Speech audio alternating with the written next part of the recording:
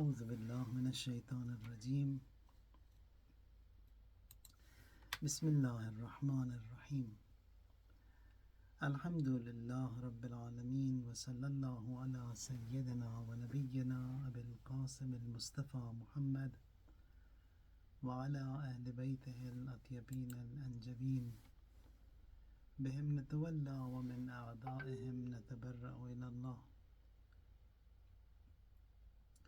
اللهم كن لوليك الحجة ابن الحسن صلواتك عليه وعلى آبائه في هذه الساعة وفي كل ساعة، وليا وحافظا وقائدا وناصرا ودليلا وعينا، حتى تسكنه أرضك توغا وتمتعه فيها طويلا. اللهم صل على محمد وآل محمد وعجل فرجهم. One of the surahs that we have in the Holy Quran is Suratul Hashr. The circumstances that we have in this world today, the oppression that we see in Palestine today, and the horror that is being afflicted to the oppressed nation over there, for that what gives us a lot of hope is the Holy Quran and some of the ayat. I'll recite just one ayah over here and the emphasis, and that is from Suratul Hashr. Suratul Hashr, it is Hashr over here doesn't mean the Hashr of the Day of Judgment, the gathering of the Day of Judgment, but Hashr over here, it is the Hashr of Yahud. Now the ayah, it's the first ayah of Suratul Hashr, says Sabbah Bismillah ar-Rahman ar-Rahim, Sabbaha lillahi ma fi samawati wa ma fi al-ard wa huwa al-azizul hakim. That is, glory belongs to Allah. Lillah ma fi sama, all glory belongs to Allah, and ma fi samawati wa ma fi al-ard, all that what is in the skies and the earth. Wa huwa al-azizul hakim, and he is the mighty, the wise. Then the second ayah says, huwa alladhi akhraja alladhina kafaru min ahli al-kitab min diyarihim li'awwal al-hashr ma dhanantum an yakhruju. It is He, the Almighty Allah, who expelled the faithless belonging to the people of the book, that is the Yahud, from their homes at the outset of their en masse banishment. So over here, the ayah, it talks about the banishment of the Yahud. Now it is as such that everyone thinks and thought how strong they were, and no one could touch them, no one could come close to them. And the Quran says the same, مَا ظَنَنْتُمْ أَن يَخْرُجُوا. You did not think they would go out. وَظَنُّوا أَنَّهُمْ مَانِعَتُهُمْ حُصُونُهُمْ مِنَ اللَّهِ فَأَتَاهُمُ اللَّهُ مِنْ حَيْثُ لَمْ يَحْتَسِبُوا. And they thought their fortresses that they have made would protect them from Allah. But Allah, He came to them from where they never thought of. They did not suppose. They could be attacked. Someone could harm them. Someone could remove them from those strong fortresses. So this is the second ayah. وَظَنُّوا أَنَّهُمْ مَانِعَتُهُمْ حُصُونُهُمْ مِنَ اللَّهِ فَأَتَاهُمُ اللَّهُ مِنْ حَيْثُ لَمْ يَحْتَسِبُوا. So Allah, He came to them from where they never thought of. Continuation of the second ayah.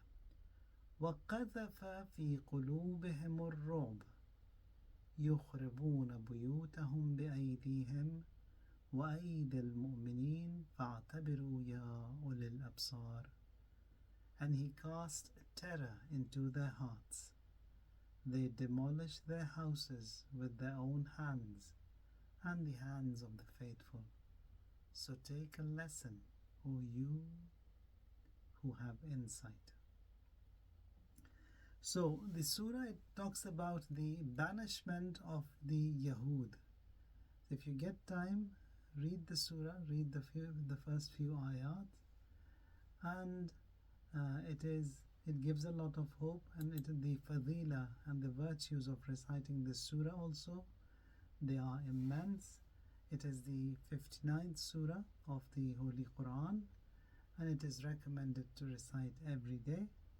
And when inquired if someone wants to see Imam al-Asr alayhi salatu wassalam, he should recite the 7 surahs, Musabbihat Sit, or the 6 surahs that start with Sabbaha and Yusabbihu, and in them is Suratul Hashr. And this Suratul Hashr also has an ayah, which is the last 5 ayat of the surah, where it is said that Ism Azam, it is hidden in that ayah. It is in that لو أنزلنا هذا القرآن على جبل لرأيته خاشعا متصدعا من خشية الله, until the end.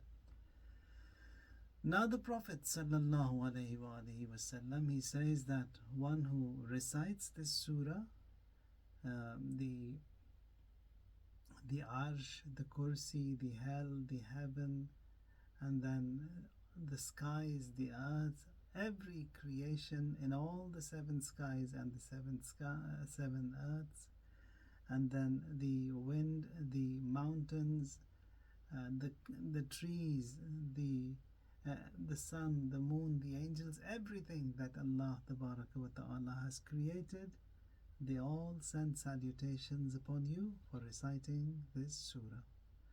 So it is a beautiful surah, added onto your daily program, and that is Suratul Hashr. Now, the days that we are in, they are special, and a lot of dua is required. That is the least that we can do for the oppressed Muslims. One of the du'as is when you offer your night prayers, there is the dua which is recited in the qunut of the night prayers, and I've sent it already on the group chat. Now in that dua, you see that on page 3 of that document, you will see it starts with Allahumma adhib kafarat ahlil kitabi wa jami' al mushrikeen. So how you pray over here is in that one rakat prayer, which is known as Watr. You raise your hands, you recite that dua, and when you come to that page 3, on the page 3 it starts saying that Allahumma adhib kafarata ahlil kitab. That is, from among the people of the book, the faithless, the kuffar, those who have stood against your deen, Allah punish them. Azib means punish them. Azib kafarata ahlil kitab wa jami' al mushrikeen, and all the faithless. Wa man dara'ahum min al munafiqeen. Now with them are the hypocrites.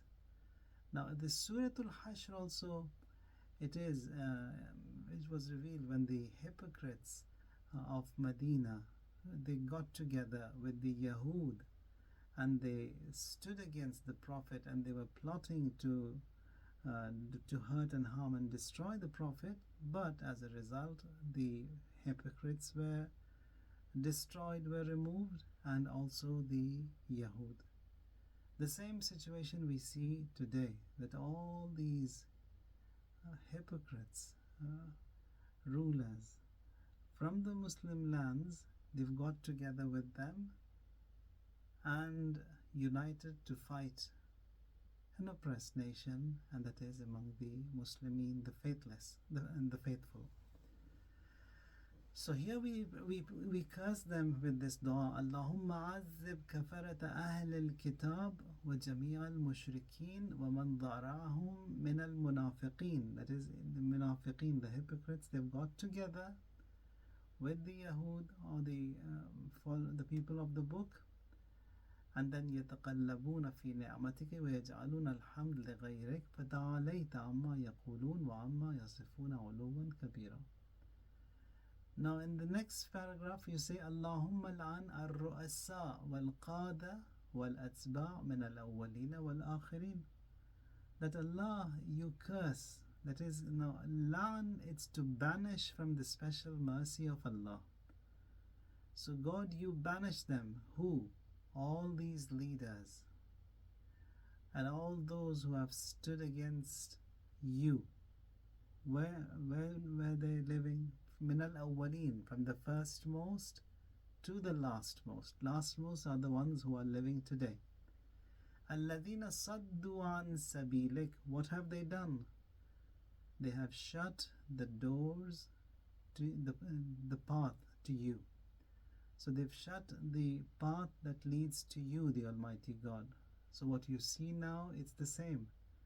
So everyone has stood against Deen, shunning and shutting every path that leads to the Almighty Allah. An sabilik. Now what do we want from Allah? Allahumma anzil bihim ba'saka wa naqmatak. That is, Allah, pour down your wrath upon them. فَإِنَّهُمْ كَذَّبُوا عَلَى رَسُولِكَ. They denied your prophet.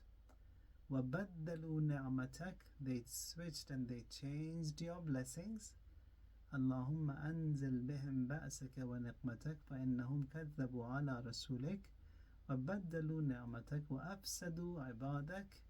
And they caused all this corruption amongst your creation.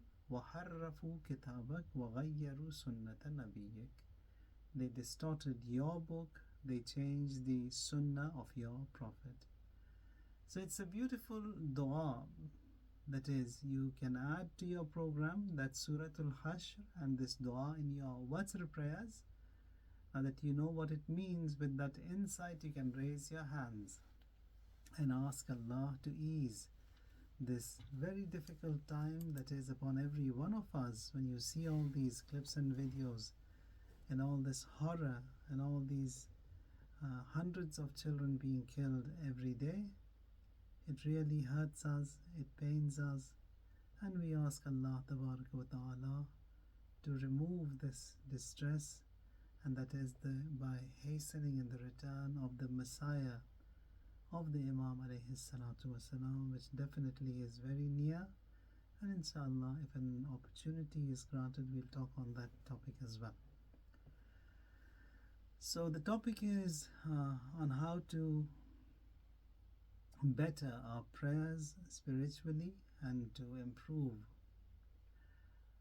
And it was mentioned in that wasiyah of Imam al-Sadiq alayhi salatu wassalam, in the wasiyah of Amir al-Mu'mineen Ali alayhi salatu wassalam, and the importance of prayers. Why do you approach Allah Tabaraka wa Ta'ala? Prayers means dua, dua means to supplicate. And supplications also, it was mentioned that of two types. Either it is dua, which is nida, that is you call upon the Allah loud, or it is najwa, where you whisper and you call Him. Both of them, they are good. Sometimes you call out loud, sometimes you whisper. Now when you whisper and you call out loud, and when you pray to the Almighty Allah, sometimes you feel that your du'as are not being granted. Like for example what we see nowadays, all this horror day in, day out. Sometimes that feeling is there, that sensation is there, that maybe the du'as are not being heard. No, that is wrong. Every dua is heard, every call is heard. Huwa Sami'a. Sami'a means He hears. He hears everything. He hears the faintest voice, He hears the faintest hymn. Anyone who has something in his heart is heard by the Almighty Allah. فَالْحِ عَلَيْهِ فِي الْمَسْأَلَةِ. Imam says that you present whatever you want before Him. يَفْتَحْ لَكَ أَبْوَابَ الرَّحْمَةِ. He will open for you the doors of mercy. وَلَا يَقْنُتْكَ إِنْ أَبْتَعَتْ عَلَيْكَ الْإِجَابَةِ. Imam says that if the hearing of the dua, of the acceptance of your dua is delayed, it shouldn't result in you losing hope. You don't lose hope. Why? فإن العطية على قدر المسألة. That is, his giving is based upon how you present, how you ask.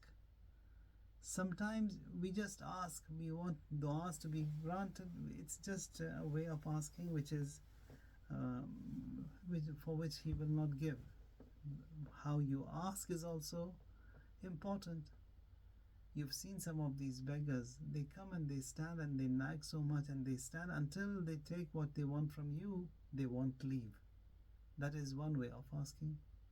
Others, they would just come and ask and request, or maybe by an ishara, and they get nothing and you leave. They also get nothing. In asking and in begging from the Almighty Allah, we have to be persistent. That is, we have to feel the pain. The reason why the return of the Imam isn't taking place, because that pain in asking, in seeking is not there. Now maybe that pain will be seen in by the people of Palestine, because the horror that they are going through.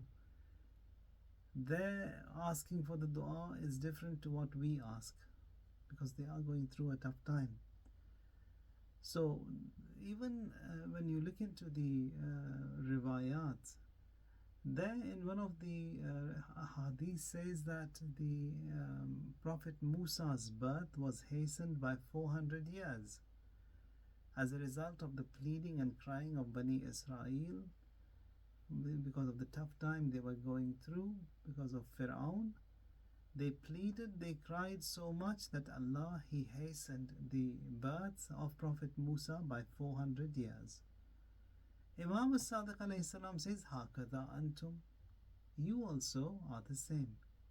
If you cry and if you plead and you want the Imam to return, Allah will do the same for you. If it is being delayed, it is because the du'as and the desire, the wishes that we have, they are not to that level. Here Imam says that فَإِنَّ الْعَطِيَّةَ عَلَى قَدْرِ الْمَسْأَلَةِ. That is, Allah, He gives. His giving is based on how you present, how you ask.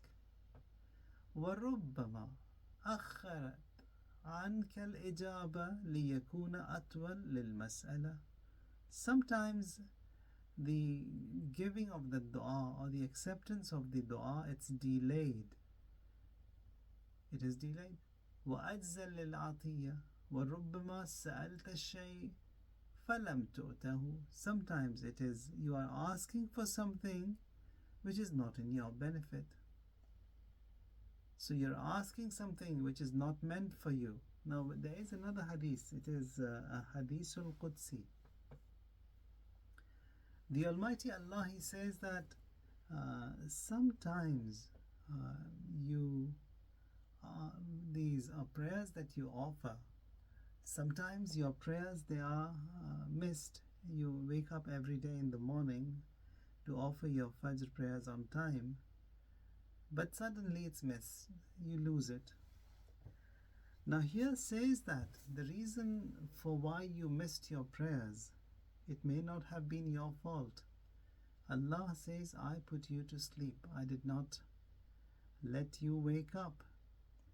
And there He says that the reason why I did not want you to wake up for that prayers is because had you got up and you offered your prayers, you would have fell into the traps of pride, kibr, which is dangerous for you.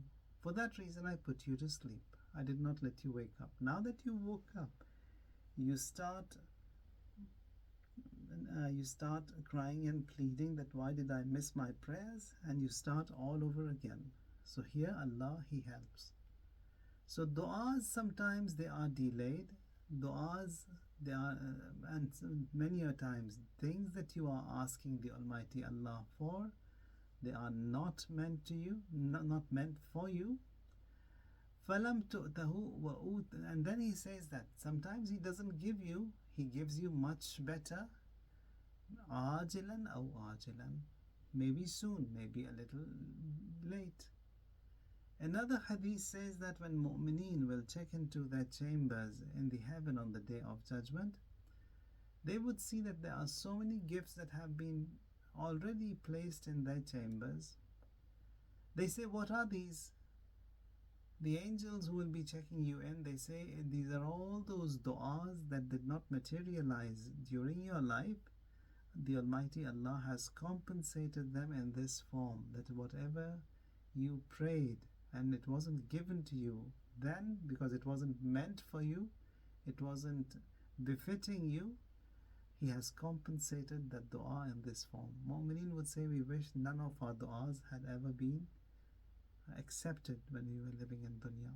So Allah the Almighty, whatever you ask Him, it's all safe. Ud'uni astajib lakum. You call upon me, you ask me, and I will respond to your call. Now, here Amirul Mu'mineen says that sometimes the dua that you ask, فَلَمْ تُؤْتَهُ وَأُوتِيتَ خَيْرًا مِنْهُ عَاجِلًا أَوْ آجِلًا.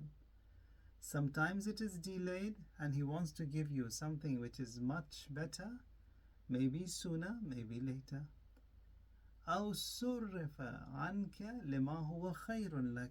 And sometimes He doesn't grant because it is better for you not to be given. That what you are asking is not meant for you. فَلَرُبَّ أَمْرٍ قَدْ طَلَبْتَهُ فِيهِ هَلَاكُ دِينِكَ وَدُنْيَاكَ لَوْ أُوتِيتَ. Says sometimes that what you are asking Him, in that your deen is at stake. Your dunya will be lost. It is not good for your deen, it is not good for your dunya. So He won't give you. So everything is based on that how the Almighty Allah, He wants to bestow these blessings upon you. وَلْتَكُنْ مَسْأَلَتُكَ فِي مَا يَعْنِيكَ. That what you want from the Almighty Allah should be something that makes sense, that is meaningful. مِمَّا يَبْقَى لَكَ جَمَالُهُ وَيُنْفِي عَنْكَ وَبَالُهُ. Something in which the Almighty Allah exists, His beauty is there in that dua. وَيُنْفَى عَنْكَ وَبَالُهُ. And that what is not meant for you, it's put away, it's kept away from you. Now then Imam continues and says, وَالْمَالْ لَا يَبْقَى لَكَ. Wealth, it will never remain for you. وَلَا تَبْقَى لَهُ. Nor has that wealth remained for anyone. Neither will you remain for that wealth, neither will that wealth remain for you. فَإِنَّهُ يُوشَكُ أَن تَرَى عَاقِبَةَ أَمْرِكَ حَسَنًا. Now that what you ask the Almighty Allah, you ask for a good end. رَبَّنَا آتِنَا فِي الدُّنْيَا حَسَنًا. One of the best of du'as, simple du'as, easy du'as that you can ask, God, give us hasana. Hasana is the good. What good in this dunya and the good in the akhirah. So Allah, you give me good in this dunya and you give me good in the akhirah. وَقِنَا عَذَابَ النَّارِ. And you protect me from the punishment of the fire. Now Imam Khomeini, he says that Atina fi dunya hasana. Hasana means Fatima. That is, Allah, you give me Fatima in this dunya and you give me Fatima in the akhirah. So if you have Fatima, that is the best, and that is the best of du'as, and all what you want is in Hazrat Zahra Salamullahi alayha. So du'as you ask, you seek, have that faith and yaqeen that they will definitely be accepted, they will definitely be granted. And Allah, He is Sami, He hears a lot. And the Almighty Allah, He never lies. He has said that Ud'uni astajib lakum, you call upon me and I will respond to your call. Now these prayers that we offer, there are some etiquettes to them. So adding on to your daily program was Suratul Hashr and that dua Watr that we have. And especially when you're reciting that dua, I'll try and send you the translation of that dua as well, so that we know what exactly asking when we present our request, our hajat list before the Almighty Allah, and especially in this tough time. Now, dua, prayers that we offer, they have a zahir, they have a batin. So that zahir, it's the shell of the prayer. That is, I perform my wuzu and then I stand before the Almighty. I have a takbiratul ihram, recite Suratul Hamd and the second surah, bow down before him in ruku, and then bow down before him in sajdas, and then the second rakat, and then depending on which namaz it is, 3, 4 rakat, 2 rakat, 1 rakat. So that is the shell of the prayer that is observed. Now generally in observing this shell we are good. That is the zahir of the prayer. But there is a batin also. The batin, it's the interior of the prayer which is more important. So that batin of the prayer has to be observed as well. Now the batin of, now all this I listen to myself first. The batin of the prayer starts again, that is by controlling my thoughts all the way through, right from that Allahu Akbar that I say in Takbiratul Ihram until the end, that final takbir that is said after the salam of the prayer. Now, on the Day of Judgment, Quran says that يَوْمَ تَجِدُ كُلُّ نَفْسٍ مَا عَمِلَتْ مِنْ خَيْرٍ مُحْضَرًا وَمَا عَمِلَتْ مِنْ سُوءٍ. That is, on the Day of Judgment you will see that whatever you have done throughout your life, you will see your actions muhdaran. Muhdaran means the action has a form. It is present before you. You offered a prayer here in this dunya, but that prayer on the Day of Judgment, it will be present in a real form. Surahs that you recite, these surahs also will be present before you in a real form. That is why you find in the books of ahadith that if you have memorized a surah, try to not forget it. Keep it with you until you die. Don't forget those surahs. And those of us, and even me, if I have memorized any ayat and surahs, just keep on polishing them so that we don't forget them. Why should that be the case? Says that when you will be checking into the heaven on the Day of Judgment, you will see beings that will be present before you. You will confront with them and you will say that I knew this person, I knew them, this form. How come I don't recall and I don't remember? There it would be sent to them, and then he would say that I wish I was with that companion in this heaven. He was with me, or that being, that form was with me. There it would be said to him that these were these surahs and ayat that you had memorized in dunya and you had forgotten them. Had you not forgotten them, you would have got an extra bonus, and those ayat and surahs also would be your companion in the heaven. So that form, the good that I do will have a form. The bad that I do also will have a form.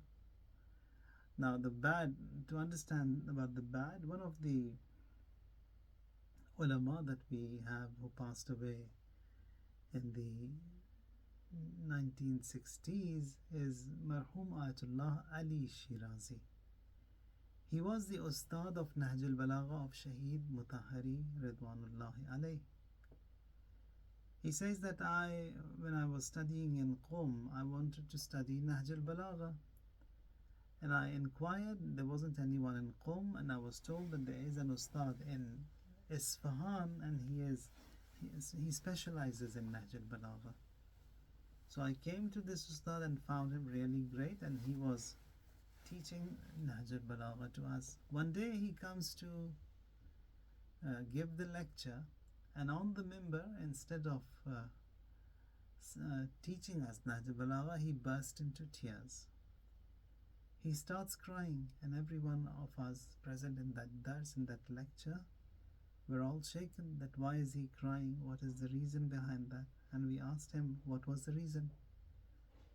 There he says that this morning I saw my death in a vision, in a mukashifa. I saw that I have passed away and my body has been prepared, and I've been shrouded, laid in my coffin. And when everything was done and my body was brought by my grave, I see a big black dog that is Alaikum salam, a big black dog that is scary and is with me.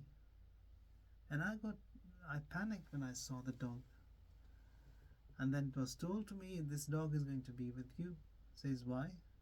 Says, this is the temper that you used to lose on and off in your life. That temper of yours has been is going to be with you in this form of this wild, ferocious dog that will accompany you in Barzakh. He says that very moment I shook and I cried and I sought refuge in Abu Abdullah al-Hussein. I asked him to help. The Imam comes and he hushes the dog away and he was relieved. So actions that are bad, they also have a form. Actions that are good also have a form. يوم تجد كل نفس ما عملت من خير محضرا. The good that you do, it will be present. The bad that we do also will be present. So this salat that we offer, it will be given a form. Now, one of the other riwayat that we have, that when we will be buried in our graves, in that loneliness, in that alienation, in that wahsha. Wahsha means loneliness. That's why we recite this Salat Wahshatul Qabr, to remove that loneliness and wahshat from us on the first night in our graves. So there will be no one with us, no companion. Then the hadith says that the grave will slide open. A nur will come to me from my head, a nur from my feet, a nur from my right, a nur from my left, a nur from above, and a nur from below. So what are these nur? And then when I inquire, I will be told that these are your companions who will stay with you until the blowing of the horn of the Day of Judgment. And who are they? Says one of them is your salats that you offered in your life. One of them, it's that fasting and all these good that you did. These are going to be your comrades, your acquaintances, your associates in this loneliness and this wahsha until the Day of Judgment. So salat, it is that very important gem and that very important task that we are all obligated, and we have to work on that so that we make it better. وَوَجَدُوا مَا عَمِلُوا حَاضِرًا. And whatever you do, it is going to be present. Now, for salat, one of the riwayat from Imam al-Sadiq alayhi salatu wassalam, Imam says that man salla salat al-mafrudat fi awwal waqtiha. Someone who offers his wajib prayers on the hour, at the time of fadila, says وَأَقَامَ حُدُودَهَا, and he observed this namaz to the best of his ability in the best ways. That is, the wuzu was perfect, the qibla was observed right, the time of the prayer also was right, and then he stood in worship in the proper way, that takbiratul ihram was performed correctly, that the surahs were recited properly, ruku and sajda, etc. All of that was good, and it was done on the hour, and that is at the time of fadila. Aqama hududaha. Here hadith says that rafa'aha al-malik ila as-sama bayda naqiyya. An angel comes and takes these prayers to the brilliant and the enlightened skies. تقول حفظك الله كما حفظتني.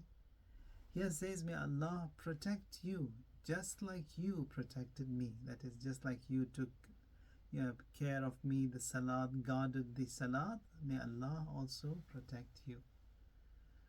وَاسْتَوْدَعَتْنِي مَلَكًا كَرِيمًا. And this angel, he comes and he sees me off.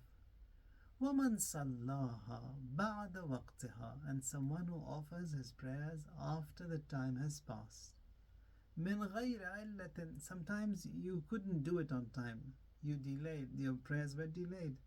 You were traveling, you were sick, you were in hospital, taharat wasn't possible, wuzu wasn't possible. So for whatever reason, you could not do it on the hour at the time of fadila. It was delayed. So these cases they're not being mentioned over here.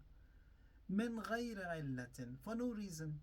I just wanted to look at these YouTube shorts and I just got carried away in them on the TikTok, on this Instagram, and the time of fadila it passed by. ومن صلاها بعد وقتها من غير علة يقم حدودها رفعها الملك سوداء مظلمة. An angel, he comes and then he takes it to a zone that is not enlightened, that is dark. وهي تهتف به ضيعتني ضيعك الله كما ضيعتني. And he will be addressed, just like you lost me, may Allah lose you. You destroyed me, may Allah destroy you. وَلَا رَعَاكَ اللَّهُ كَمَا لَمْ تَرْعَنِي, and may Allah not listen to you, not regard you, just like you did not regard me. So, prayers, they have to be honored. The honor of the prayer is that they have to be done at the time of fadila. And also furthermore, we do have in riwayat that someone who offers his prayers not at the time of fazila and he has delayed it, there he has to awwal waqt, it's ghufranullah, where you seek the maghfirah of Allah. And then if you delay it, there you have to seek forgiveness of Allah. Now when do we seek forgiveness? It is when a sin and a wrong has been done. So delaying prayers unintentionally or knowingly delaying prayers from the time of fazila, there you have to seek forgiveness of Allah. And forgiveness is when we do a sin. Now sometimes people, they offer their prayers as qadha, that is after the time. So that is something that Allah has not made. The time of salat was made, fajr at that designated time, zuhr at that designated time, maghrib at that time. And then when you're doing your maghrib after the time, that after the time wasn't made by Allah. It is something that wasn't made. You're doing it just to fill in the gap or the blank that wasn't done, wasn't performed. So it is something that is not made by Allah. So delaying prayers from the time of fadila, it is like a sin that has been mentioned. Now when I say sin over here, because over here we've got a ruling or a term that says hasanatul abrar, sayyiatul muqarrabin. That is, abrar are those elite ones. Hasanat mean the good that they do, the elite class or someone sitting in the first class. For him, business class is rubbish. Or those sitting in the business class, they look down upon economy class because that is bad for them, because they are on a higher level. So in the fields of spirituality also it's the same. Hasanatul abrar, those who are on the elite level, on the higher level, when they look back into the actions, the good actions performed by me who is on a lower level, they see my actions as a sin or wrong, because that has to be such polished and high. Now over here we're looking at that higher end. We are looking at that higher quality actions. That is why it is mentioned as such, that if someone delays his prayers from the time of fadila, there he needs to seek forgiveness from the Almighty Allah. Now, when it was said that the actions will take a form, again another ayah in Quran says, وَإِنَّ الدَّارَ الْآخِرَةَ لَهِيَ الْحَيَوَانِ. That is, in the akhirah, everything has life. Everything will take a form. Everything, whatever we have done, it will be lively. It will be alive before me. And the next abode, that is most surely, it is the life. Inna dar al-akhirata lahiya al-hayawan. لو كانوا يعلمون, had they known. So, giving importance to prayers, that is the shell of the prayer that we all give importance to. Even that shell also we have to give furthermore. Sometimes we do bow down into ruku and then jump up without having the tuma'nina or settling and relaxing in ruku, reciting the zikr of ruku properly. In ahadith, in riwayat, we've got so much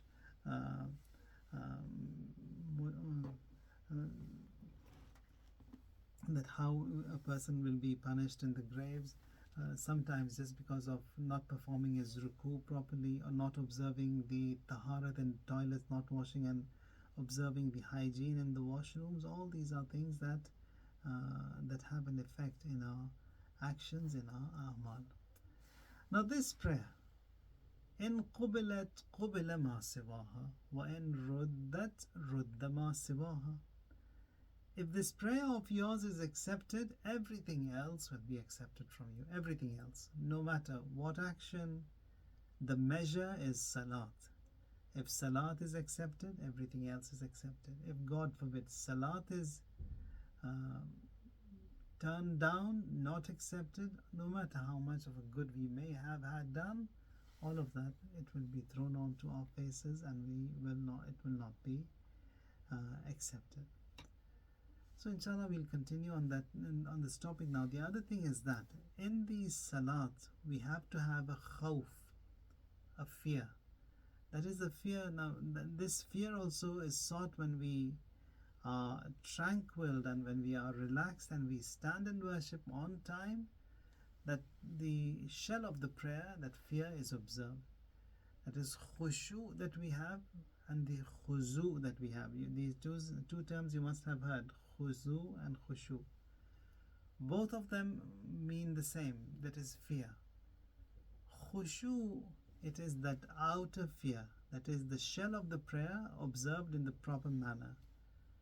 Khuzu, it is within myself, that fear that is within me, that is observed. So khuzu and khushu, fear, that is the shell of the prayer, is observing properly, and that khuzu is that inner self of mine that has stood before the Almighty Allah. And when I'm saying these, reciting the ayat, reciting the dua, the azkar and ruku and sajda, my entire existence also, it is admitting what I'm saying. Subhana Rabbi al-Azimi wa bihamdih, Subhana Rabbi al-A'la wa bihamdih. That my entire existence is also accepting at the same time that the shell of the prayer or the postures, they are also being observed properly. May Allah Tabaraka wa Ta'ala help us in understanding these glorious ayat and riwayat and our du'as for the oppressed, the Muslim Muslims and faithful mu'mineen of Palestine and every part of the world. May Allah, Allahumma ansur al-Islam wal-Muslimin wa khzul al-Kufr wal-Munafiqeen. Allahumma ayyid humat ad-Deen, Allahumma ayyid man nasar ad-Deen. And we ask Allah Tabaraka wa Ta'ala to hasten in the return of our Imam, our Master, and count us all among the best of His servants. Allahumma arin at-talat al-rashida wal-ghurrat al-hamida wa khalnaviri bin-nadratin minni ilayh wa ajjil farajahu wa sahil makhrajah. Allahumma salli ala Muhammadin wa ala Muhammad wa ajjil farajahu.